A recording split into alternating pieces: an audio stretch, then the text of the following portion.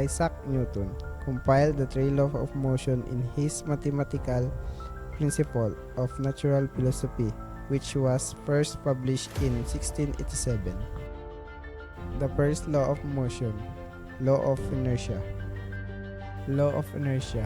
Every object will remain at rest or in uniform motion in a straight line unless compelled to change its state by the action of external force. Tossing and catching a ball.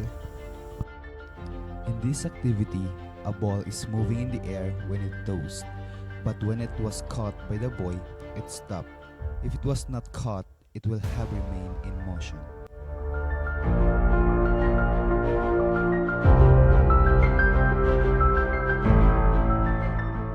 Pushing and pulling a chair. The chair is moving because the person in the video is applying force on the object in order for it move back and front. The second law of motion, law of acceleration. Law of acceleration. The law states that the acceleration of an object depends on the mass of the object and the amount of force applied. Newton's second law of motion is also called the law of force and acceleration.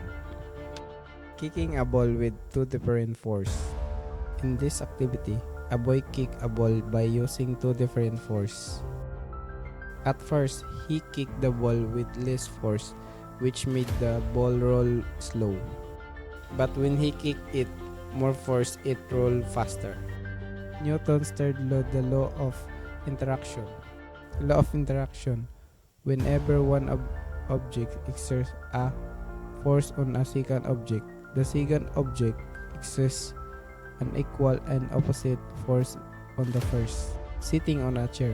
When the boy sat on the chair, he exerted a downward force on the chair, while the chair is also exerted a upward force on her body. Dribbling a ball.